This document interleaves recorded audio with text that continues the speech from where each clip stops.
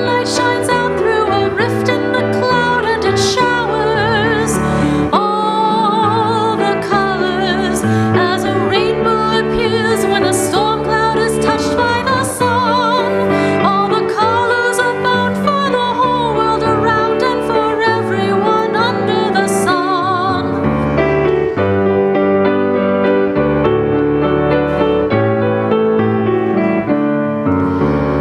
All the colors, yes, the colors of people parading on by with their banners. All the colors, yes, the colors of pennants and streamers and plumes and bandanas. All the colors, yes, the rainbows of people now taking their place in the sun. All the colors are bound for the whole world around and for everyone under the sun.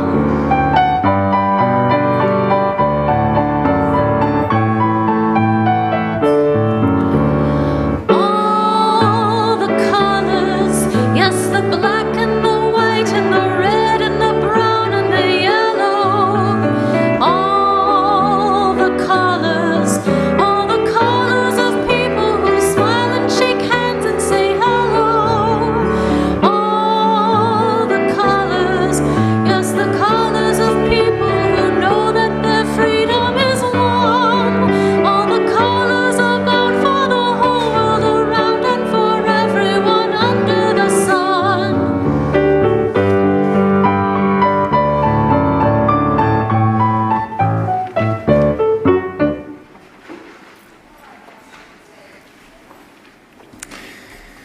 Madeline and Maura, thank you again for a fun start to our service this morning, and welcome to all of you. Glad to have you here at the Unitarian Universalist Church of Spokane, where we join together to create a nourishing, liberal religious home and to champion justice, diversity, and environmental stewardship in our wider world, or as we say in short, to create community, find meaning, and work for justice. As always, we begin by welcoming all that you bring with you to this space, all of your unique beliefs, your background, your lifestyle, your experiences, your differences. All that helps make you who you are is welcome here this morning. And this, of course, includes those who are in the room with us, whether you are a regular attendee or maybe joining us even for the first time. You're equally as welcome and appreciated. And it includes the many of you who are streaming with us this morning as well. So welcome to one and all. I do want to point out before we begin that our unity candle is lit at the front of our sanctuary, something we do in our services after one of our members has passed away. I got a message earlier this week from Jim Douglas that his father, John Douglas, had passed away actually on May 26th at the age of 96. He and his wife, Eileen Starr, who were very active here for many years but have not been able to attend much in recent years. Eileen passed away in October of 2020. And so please keep Jim and Elizabeth, their children, who are also grieving the relatively recent loss of their brother Carl in 2018. So a lot of loss in that family. And we will remember John's light and Eileen's light and think of the whole family throughout our service by keeping our unity candle lit in his honor and his memory. So let's take a few moments now, as is also usual in our service, to greet one another.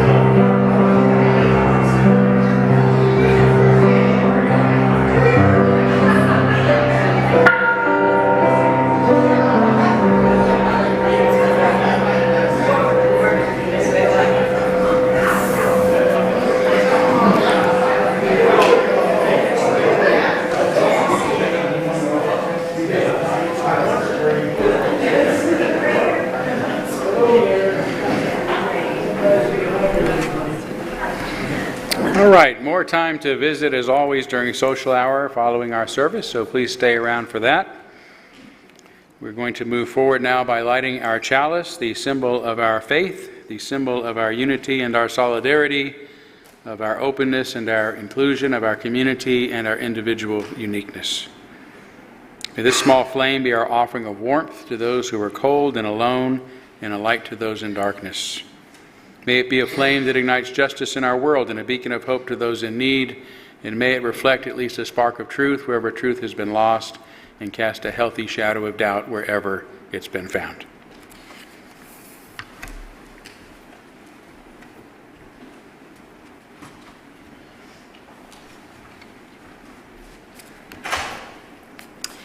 Our opening reflection this morning is a poem by Maya Angelou. It flew into space on the spaceship Orion. A brave and startling truth. We, this people on a small and lonely planet, traveling through casual space, past aloof stars, across the way of indifferent suns, to a destination where all signs tell us it is possible and imperative that we learn a brave and startling truth. And when we come to it, to the day of peacemaking, when we release our fingers from fists of hostility and allow the pure air to cool our palms, when we come to it, when the curtain falls on the minstrel show of hate, and faces suited with scorn are scrubbed clean, when battlefields and Colosseum no longer rake our unique and particular sons and daughters up with the bruised and bloody grass to lie in identical plots in foreign soil, when the rapacious storming of the churches, the screaming racket in the temples have ceased, when the pennants are waving gaily, when the banners of the world tremble stoutly in the good, clean breeze. When we come to it, when we let the rifles fall from our shoulders and children dress their dolls in flags of truce, when landmines of death have been removed and the aged can walk into evenings of peace, when religious ritual is not perfumed by the incense of burning flesh and childhood dreams are not kicked awake by nightmares of abuse. When we come to it, then we will confess that not the pyramids with their stones set in mysterious perfection, nor the gardens of Babylon hanging as eternal beauty in our collective memory, not the Grand Canyon kindled into delicious color by western sunsets, nor the Danube flowing its blue soul into Europe, nor the sacred peak of Mount Fuji stretching to the rising sun. Neither Father Amazon nor Mother Mississippi, who without favor nurture all creatures in the depth and on the shores. These are not the only wonders of the world when we come to it. We, this people on this minuscule and kithless globe, who reach daily for the bomb, the blade, and the dagger, yet who petition in the dark for tokens of peace. We, this people on this mote of matter, in whose mouths abide cankerous words which challenge our very existence. Yet out of these same mouths come songs of such exquisite sweetness that the heart falters in its labor and the body is quieted into awe. We, this people on this small and drifting planet, whose hands can strike with such abandon that in a twinkling life is sapped from the living, yet those same hands can touch and such healing, irresistible tenderness that the haughty neck is happy to bow and the proud back is glad to bend. Out of such chaos, of such contradiction, we learn that we are neither devils nor divines. When we come to it, we, this people on this wayward floating body, created on this earth, of this earth, have the power to fashion for this earth a climate where every man and every woman can live freely without sanctimonious piety, without crippling fear. When we come to it, we must confess that we are the possible, we are the miraculous, the true wonder of this world. That is when, and only when, we come to it.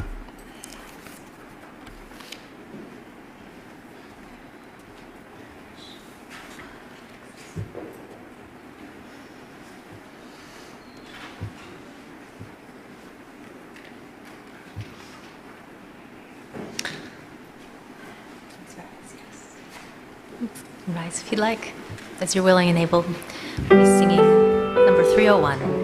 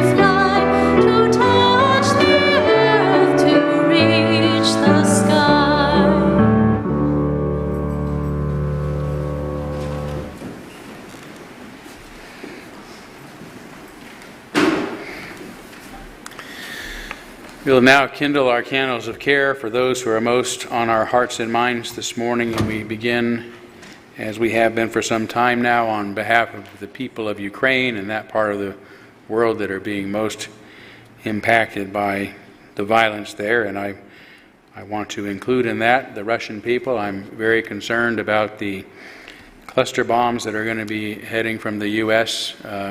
In that direction.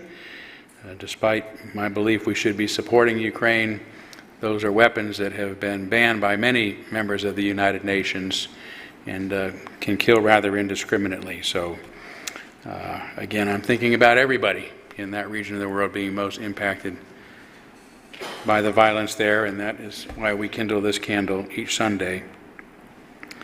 I also had a request from our good friend Reverend Happy Watkins, who actually suffered a mild stroke last week, and he's doing okay. But he also is grieving the recent loss of one of his best friends, Ivan Bush, who all this sort of happened at the same time. So please keep Happy in your thoughts. He always calls me when he's going through something and asks us to kindle a candle for him. So he really appreciates our thoughts. Let's take a moment of silence on behalf of others you might be thinking of, and as always, you're welcome to name them aloud at this time if you'd like.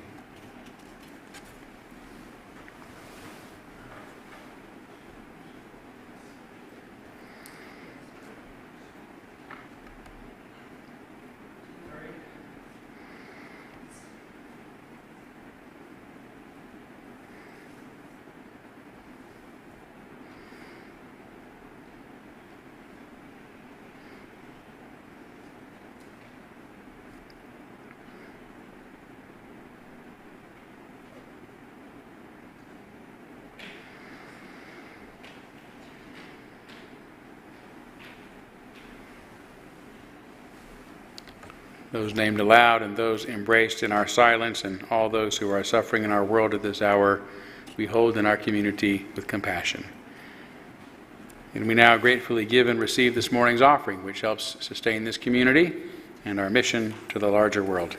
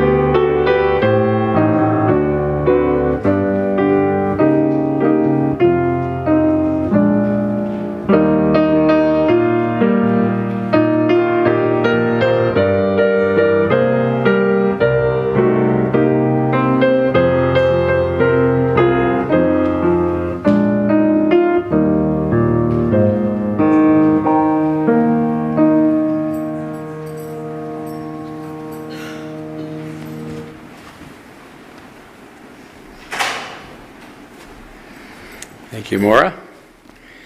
It is time for our story for all ages, so if any of the young people in the room would like to come up closer, we have this wonderful soft floor for you to sit on, made out of polished cotton. Well, you can sit in the chairs too. Good for you. Sit exactly where you want. So that's wonderful. Okay. So I've got a friend I'll bring up in a minute, but I want to talk to you a little bit today about endangered species. You know what an endangered species is? Tell us. What is it? You tell us. Go ahead. We'll take two turns. So you go ahead. Your hand was up first. Pandas are a type of, yes, a kind of endangered species. Yes, go ahead. You were going to say pandas too, weren't you? Sorry. So let me say, I'll give you a clue, okay? An endangered species is a species that might go away because there aren't many of them left. They're in danger of disappearing. Yes? Pangolins? Yes, pangolins. Good. You're right, they are endangered. Yeah. Well, I'll give you another hint, okay? Most of the largest animals on the planet are endangered. So what are some large animals? Dinosaurs? Too late. Too late. Yeah. Thanks for the warning, but yes, see, they've gone extinct. Yes, there's none left. Or you can find like a random island and just do like what the people in Jurassic Park do and just make new dinosaurs. Go to Jurassic Park and make new dinosaurs. We might have to do that at some point. Okay, let's open it up. What are some endangered species you can think of? We'll open it up to everybody. Elephants, rhinos. What was it? Humans, yes. Yes, humans are endangered even if we don't know it, but at least there's more than 7 billion of us compared to some other animals. So here, elephants, giraffes, giant sea turtles, chimpanzees, gorilla, orangutans, all of our closest relatives, sea lions, panda bears, cheetahs, whales, leopards, tigers, rhinos, and polar bears. Yeah. And humans, yes. So all of the largest wild animals are endangered because they are losing their natural habitat due to climate change and humans using their habitats for our own purposes. Right? So without thinking much about it, we're changing the world to look like what humans want, not considering the needs of other creatures. Today, there are less than 1 million tons of large animals on the earth. If we wanted to put it into pounds, there are less than 1 million tons. That might sound like a lot, 1 million tons, but less than 1 million tons. There are over 300 million tons of humans, just to give you an idea. There are less than 250,000 chimpanzees on the planet, our closest human relative.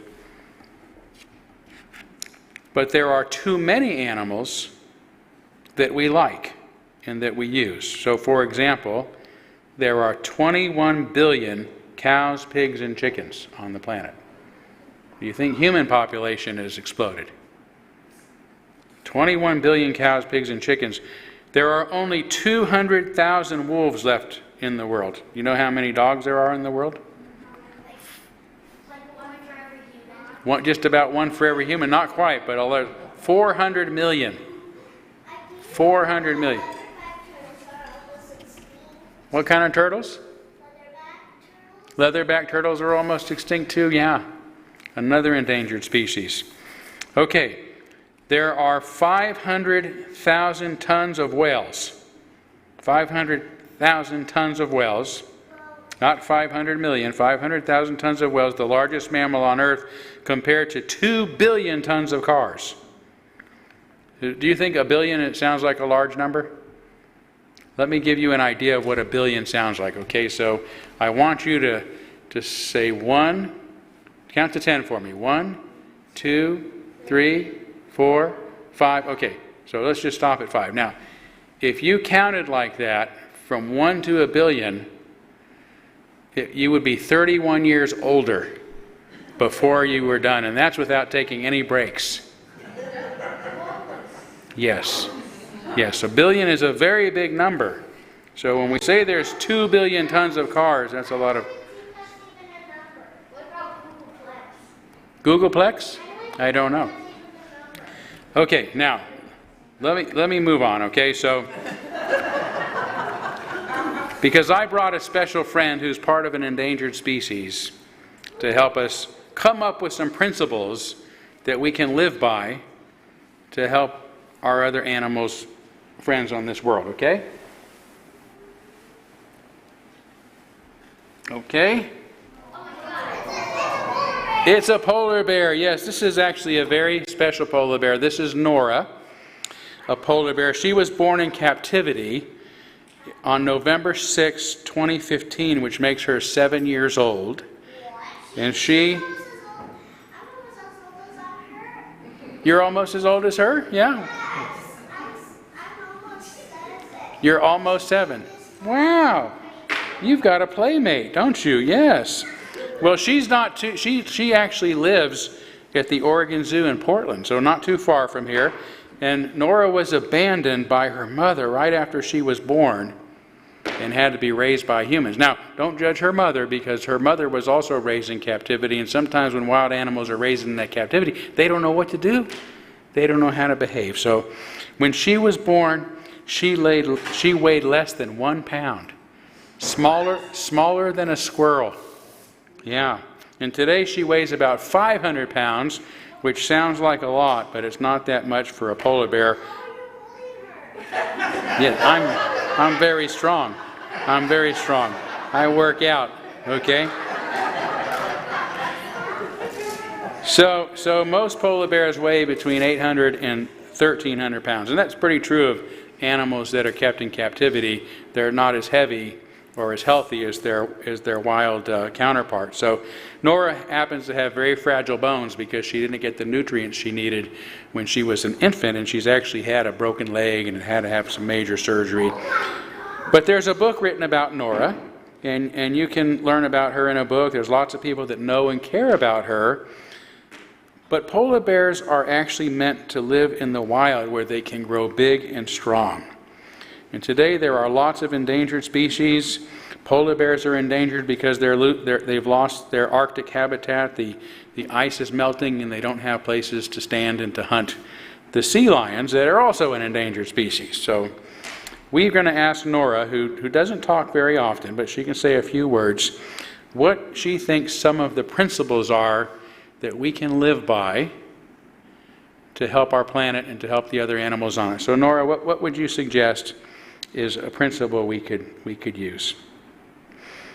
Sharing. I think she means that we need to realize that we share this planet with other creatures. We don't own it. It belongs to all of us, or we belong to it. Is that what you mean? Yes, so share our earth with other creatures. And what else? Caring. So we should care for the other animals on the planet too, right? Other creatures. We have a responsibility to watch out for their well-being, especially when we're doing things to the planet. Is that what you mean? Yes, I thought so. Okay, do you have any other principles? What's one more principle? Bearing. Okay. So that's a double entendre since you're a bear, I think, but I think what you mean by that is that we need to bear responsibility for our behaviors and for the damage we've done, and do what we can to repair the earth and repair the habitats and restore animals that are extinct or going extinct to a healthy balance on the planet. Is that what you meant? Yes. Well, thank you so much, Nora, for representing polar bears and all the endangered species of the planet and coming and giving us some principles we can live by. What are those principles? Do you remember? Sharing. Yes, sharing, caring, and bearing. Thank you. We'll let Nora go and sing our children to religious education.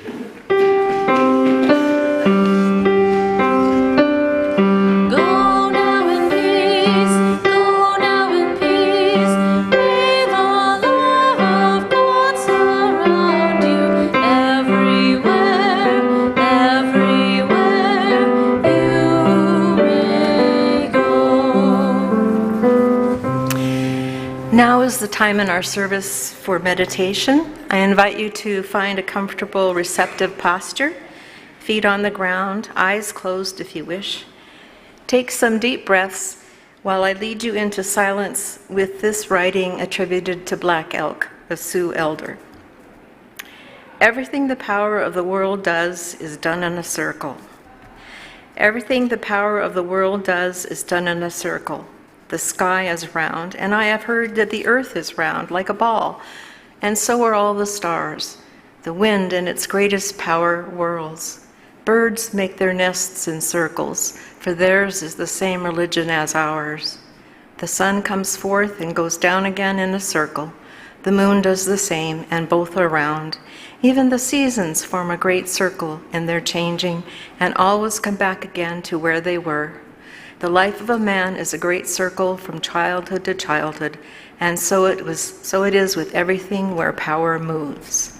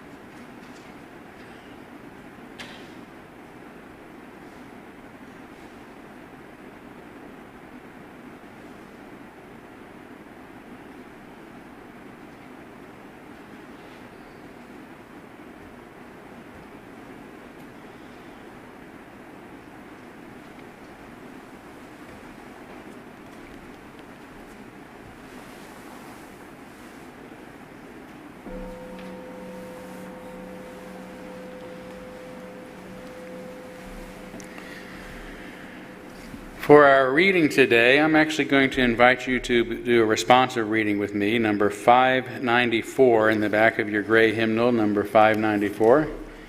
Thank you, Madeline. Number 594.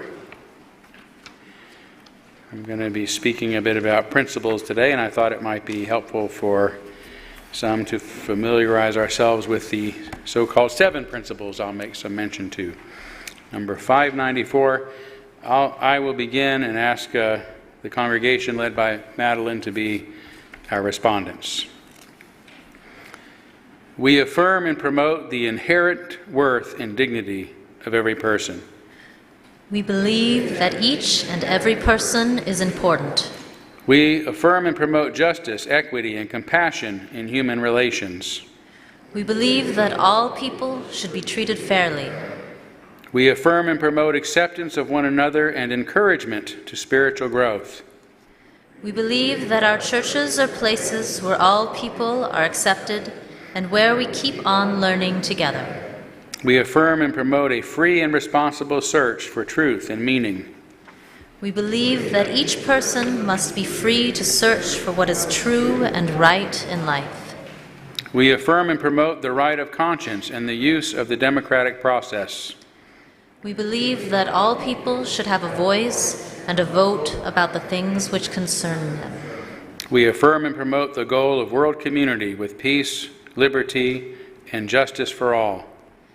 We believe that we should work for a peaceful, fair, and free world. We affirm and promote respect for the interdependent web of all existence of which we are a part. We believe that we should care for our planet Earth.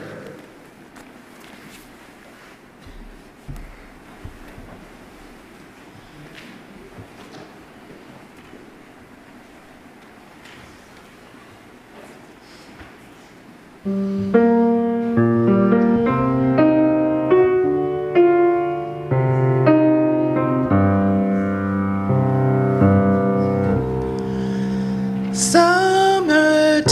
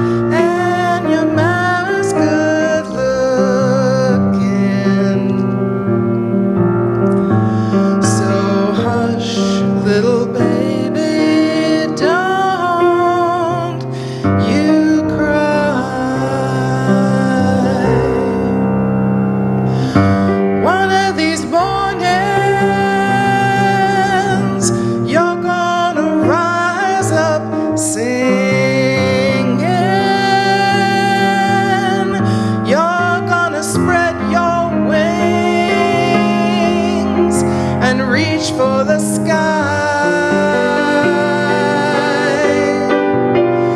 But till that morning, ain't nothing can harm you with your mammy and your daddy standing by.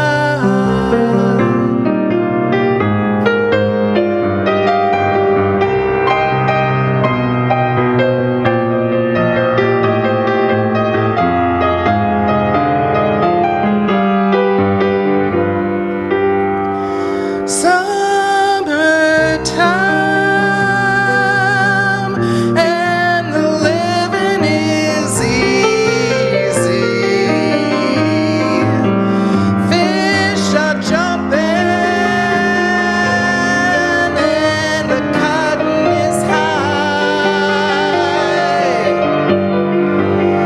Your daddy's rich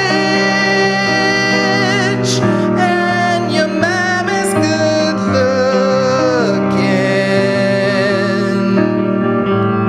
So hush, little baby, don't you cry.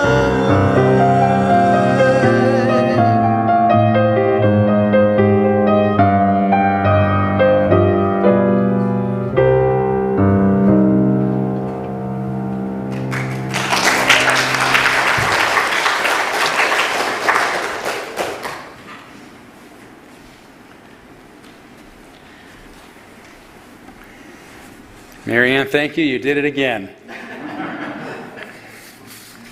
I hope you only find my sermon as enjoyable a second time. You're leaving? I don't blame you. Yeah. No. No apologies necessary. I would have stayed twice for your song, but I don't expect you to stay twice for my sermon. But thank you so much for being here and for sharing your incredible talent with us.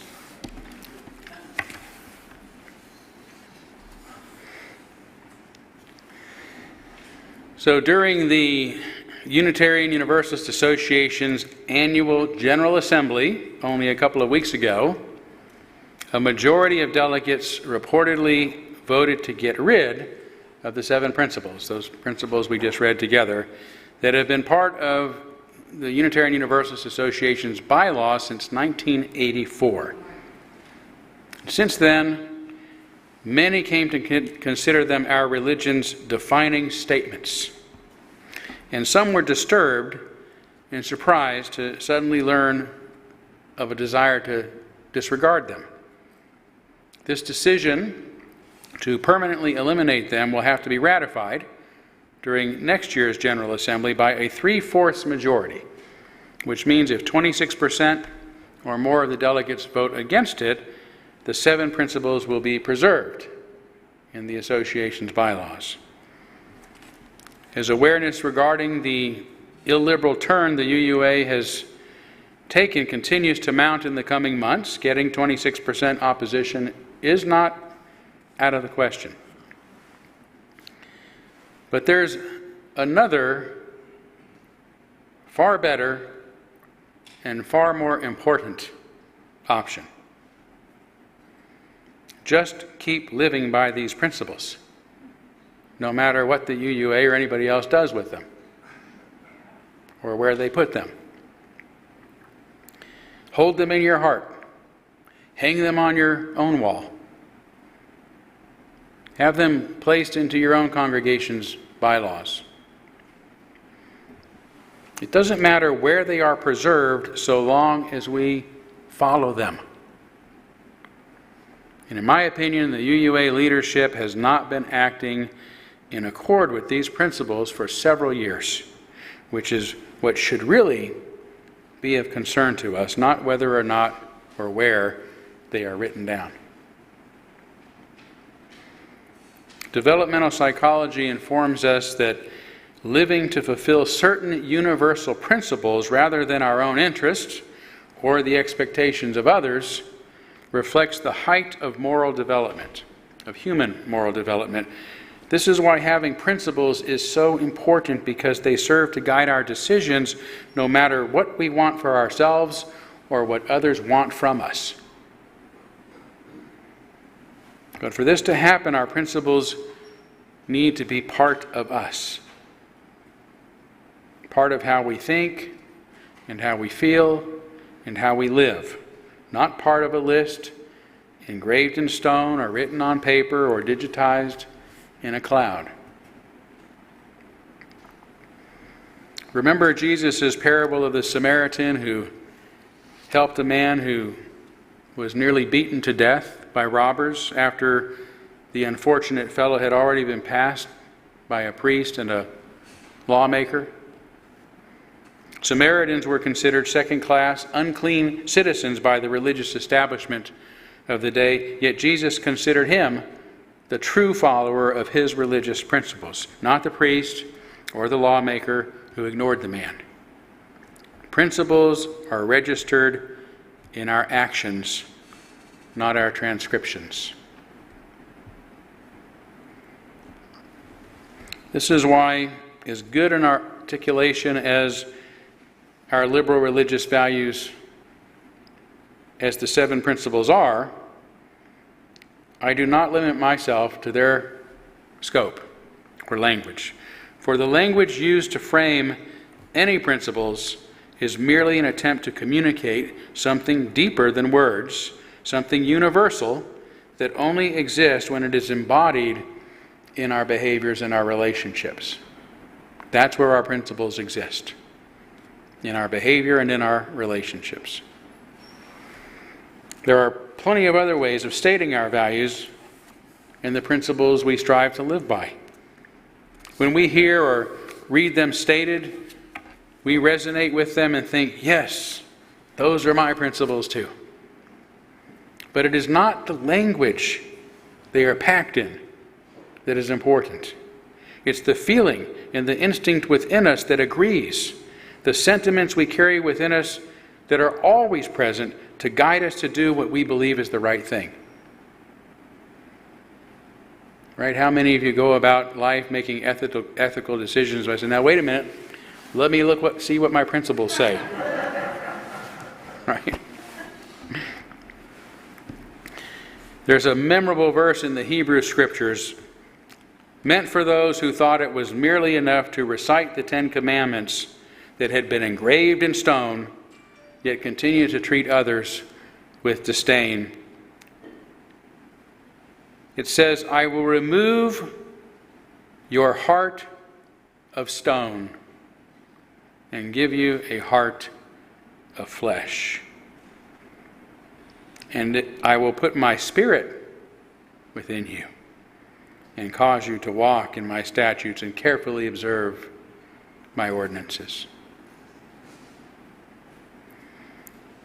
That's the only meaningful place for our values, for our principles and purposes to dwell within us, spiritually and philosophically, so that we are ready to express them in deeds, not through our words.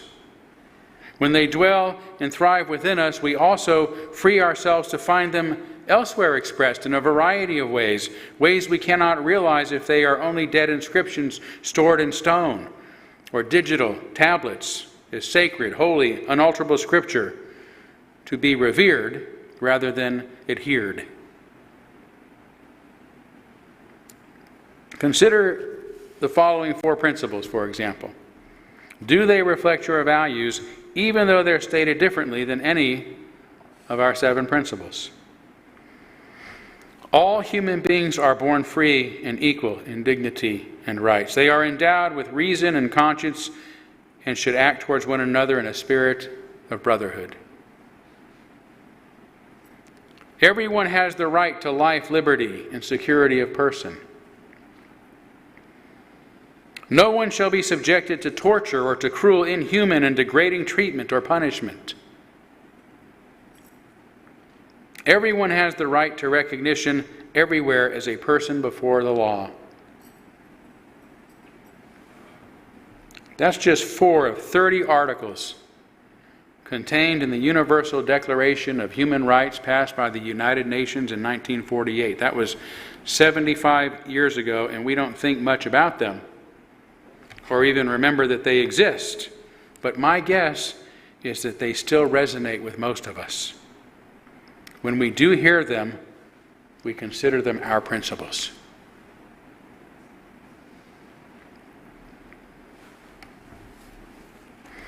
I recently attended a presentation on the Earth Charter during a meeting of 2EM, the Second Enlightenment Movement, which has members from around the world, including one here in Spokane. The Earth Charter, founded more than 20 years ago, as its website explains, is a document with 16 principles that drive a global movement towards a more just, sustainable, and peaceful world. The presenter, another member of the 2EM, was not only one of the Charter's authors, but also a Unitarian minister, Rev Ron Ingle. For those who've been around for a while, you may remember Rev Ron leading a series of discussions about the Earth Charter at our church during the 1990s.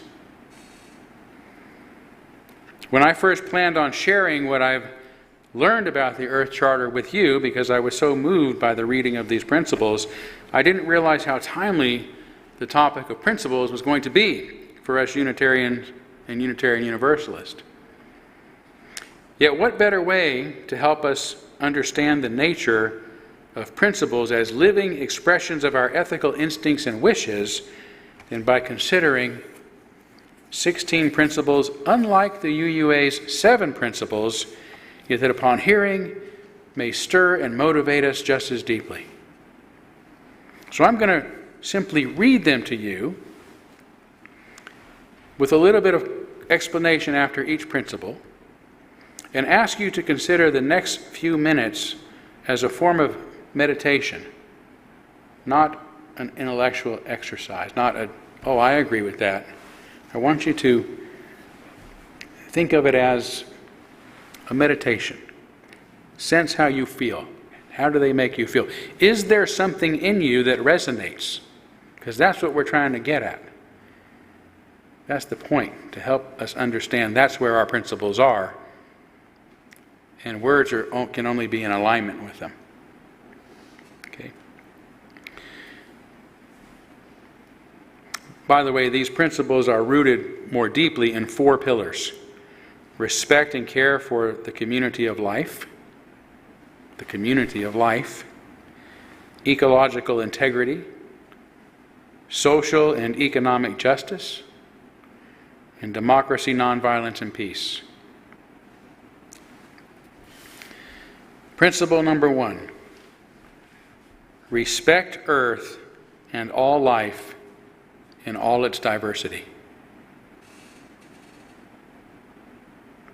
This means recognizing that all beings are interdependent, and every form of life has value regardless of its worth to human beings.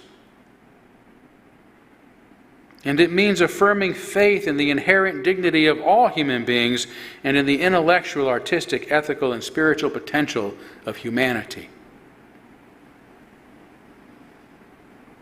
Number 2, care for the community of life with understanding, compassion, and love. This means accepting that with the right to own, manage, and use natural resources comes the duty to prevent environmental harm and to protect the rights of people. And it means affirming that with increased freedom, knowledge, and power comes increased responsibility to promote the common good. Number 3, build democratic societies that are just, participatory, sustainable, and peaceful. This means ensuring that communities at all levels guarantee human rights and fundamental freedoms and provide everyone an opportunity to realize his or her fullest potential. And it means promoting social and economic justice, enabling all to achieve a secure and meaningful livelihood that is ecologically sustainable. Number 4, secure Earth's bounty and beauty for present and future generations. This means recognizing that the freedom of action of each generation is qualified by the needs of future generations. And it means transmitting to future generations values, traditions, and institutions that support the long-term flourishing of Earth's human and ecological communities. 5, protect and restore the integrity of Earth's ecological systems with special concern for biological diversity and the natural processes that sustain life.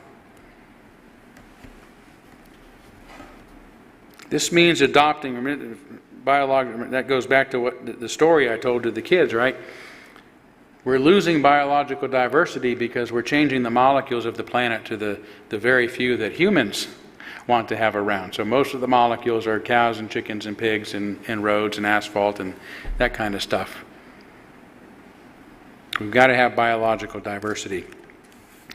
This means adopting at all levels sustainable development plans and regulations that protect and conserve our environment. It means protecting conservation, wildlife, and marine habitats, maintaining biodiversity, the recovery of endangered species, and consciously regulating our use of water, soil, forests, and oceans. 6, prevent harm as the best method of environmental protection, and when knowledge is limited, apply a precautionary approach.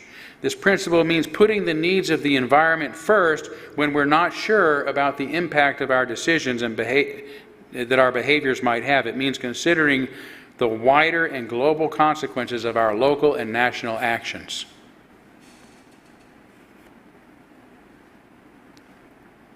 7, adopt patterns of production, consumption, and reproduction that safeguard Earth's regenerative capacities, human rights, and community well-being.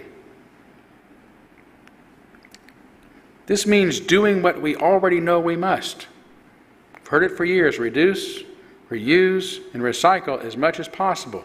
It means conserving and using renewable energy like solar and wind, and it means sharing environmentally sound technologies with the world in ways that are fair and affordable for everyone, and it means human population control, including proper sex education and easy access to birth control. 8, advance the study of ecological sustainability and promote the open exchange and wide application of the knowledge acquired. This means there must be international scientific and technical cooperation on sustainability with special attention to the needs of developing nations, listening to all peoples on the planet and ensuring information vital to human health and environmental protection remains in the public domain.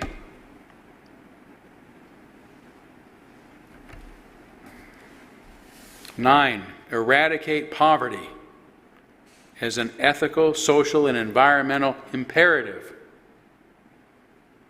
This means guaranteeing that the international human right to potable water, clean air, food security, uncontaminated soil, shelter, and safe sanitation is maintained, and allocating the national and international resources necessary to do so.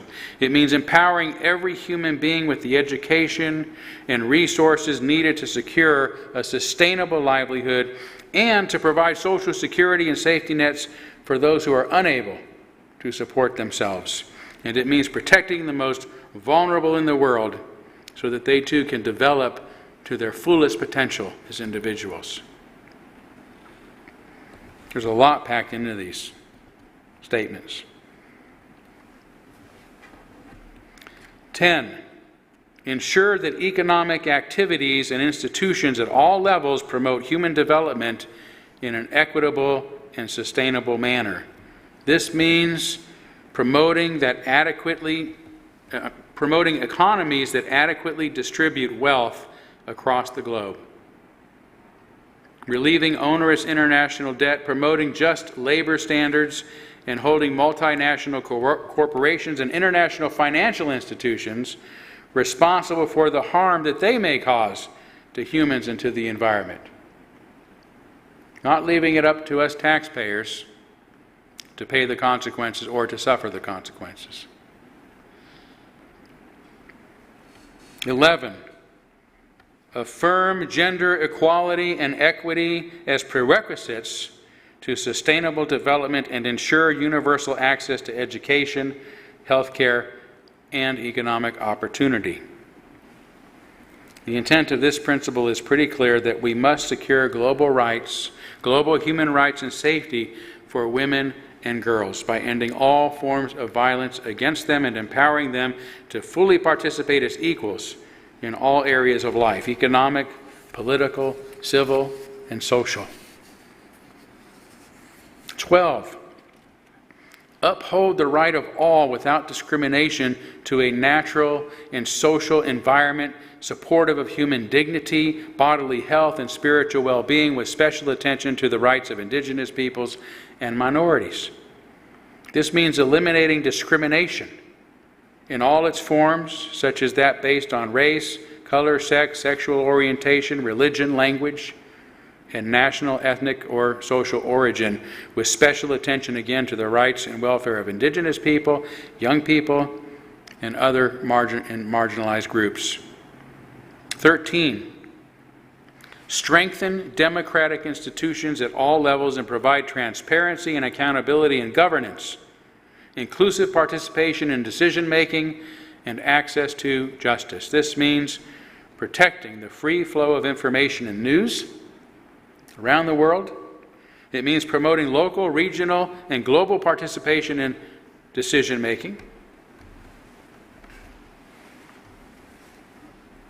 Right? I mean, shouldn't we have global elections at times on issues that impact us all? Isn't that more within the democratic spirit than isolating ourselves into nation states? We can't stop the smoke at the Canadian border. We've tried, but it keeps getting past the guards.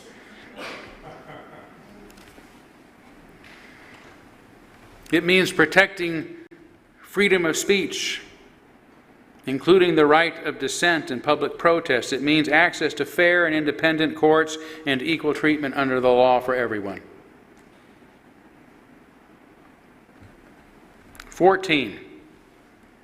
Integrate into formal education and lifelong learning the knowledge, values, and skills needed for a sustainable way of life.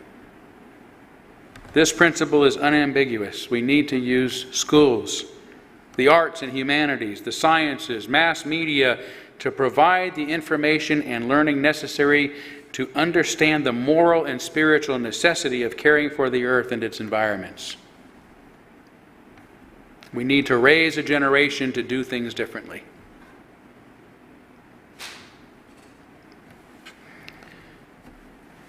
"15. Treat all living beings with respect and consideration." That's an easy one to remember. Treat all living beings with respect and consideration. This means recognizing that we share our planet with all creatures. It belongs to them as much as to us, and that they do not belong to us. We must protect them and their habitats and treat them humanely, even in our husbandry and hunting methods. Finally, 16. Promote a culture of tolerance, nonviolence, and peace. This succinct principle refers to a lot of goals, including support and cooperation among nations, strategies for preventing violent conflict between us, collaborating globally to solve our problems like global warming, global demilitarization, including the elimination of nuclear, biological, and toxic weapons, and keeping outer space free from our weapons of war. It means peace comes by recognizing that we are all part of one human family who share and are connected by one earth. So that's it. 16 principles that are not written in our UUA bylaws. Yet I'm guessing if you're here today, you probably agree with most of them, if not all of them. They are meaningful to us religious liberals, even though some of us may never have heard of them before. Even those who have surely have not memorized them.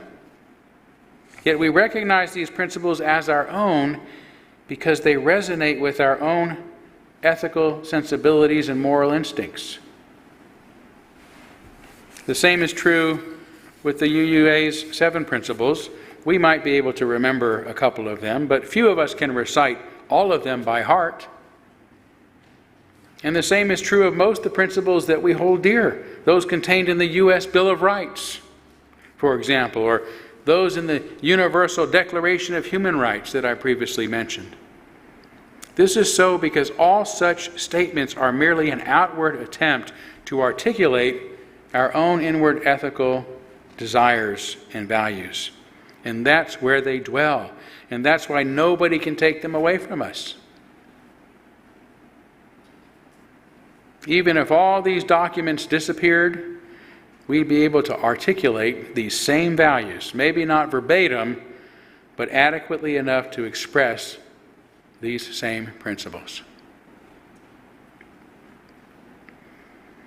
But this isn't only about coping with the perceived loss of our religion's principles as registered in the UUA bylaws. For that, again, is not their source. It has merely been one container that gave specific form to the sentiments that remain in our hearts and live through our actions and our relationships. This is the reason, just as you don't have to worry about memorizing them, you don't have to worry about losing them. The real concern with the recent decision to move forward by eliminating them should be that there are apparently many in the Unitarian Universalist Association who no longer share these values. And that is a real loss. That's what we're really grieving about. But even this isn't the point that I've been trying to make this morning. My purpose, rather, is to excite us about the possibility of expanding upon the values that we hold most dear, because we so easily get locked in to the things we write down. If nothing else, I hope you leave here today excited about learning more about the Earth Charter, which you can do easily by Googling Earth Charter or going to its website at earthcharter.org. Easy to remember. And as you do, remember the spirit that holds them within cannot be contained in just 7 principles, no matter how well they have been written, nor even in 16 principles, nor in 10 commandments, nor 4 noble truths, nor 5 pillars, nor 7 habits of highly effective people.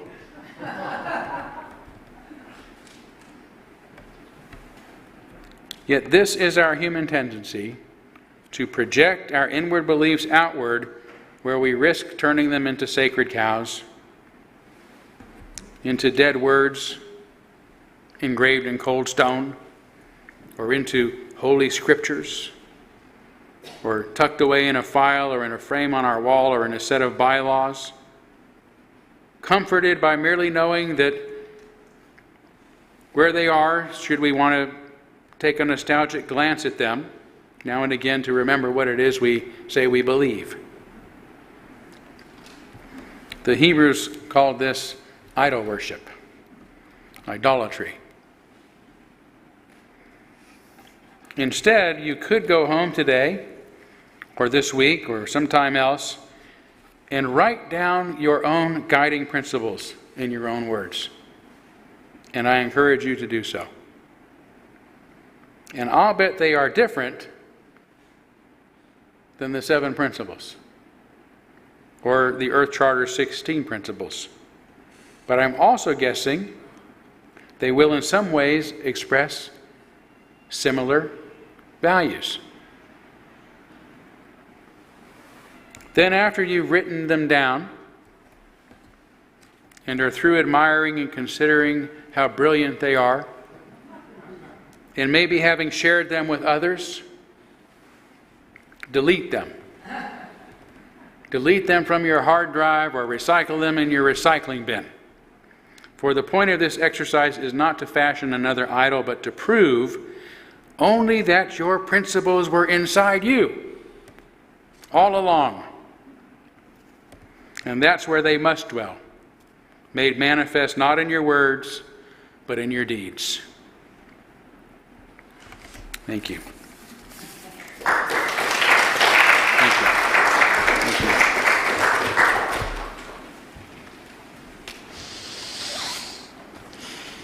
So this, stand if you would like.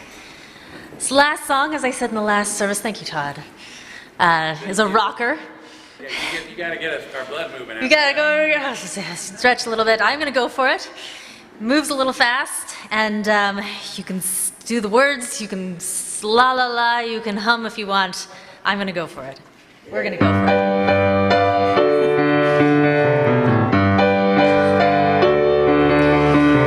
All the world over, it's so easy to see. People everywhere just wanna be free. Listen, please listen, that's the way it should be. Peace in the valley, people got to be free.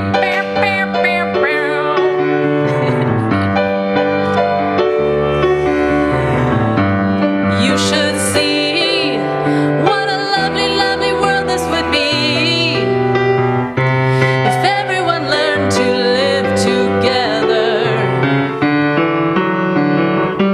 Seems to me such an easy, easy thing it should be. Why can't you and me learn to love one another? Up in the mountain, everywhere just wanna be free. Can't understand, it's so simple to me. People everywhere just wanna be free.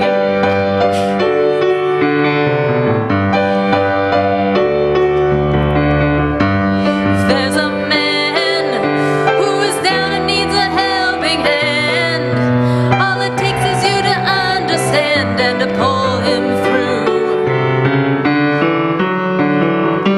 Seems to me we got to solve it individually, and I'll do unto you what you do unto me. They'll be shouting from the mountain on out to the seas. No two ways about it, people have to be free. Ask me my opinion will be it's a natural situation for a man to be free.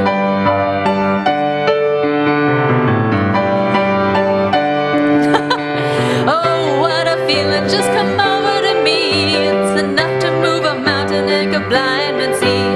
Everybody's dancing, come on, let's go see. There's a peace in the valley, now we all can be free.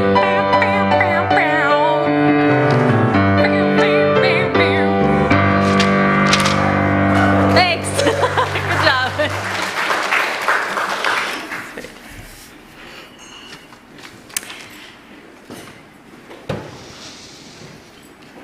Our benediction today is by Wendell Berry, who's a poet and natural writer, or writer of natural.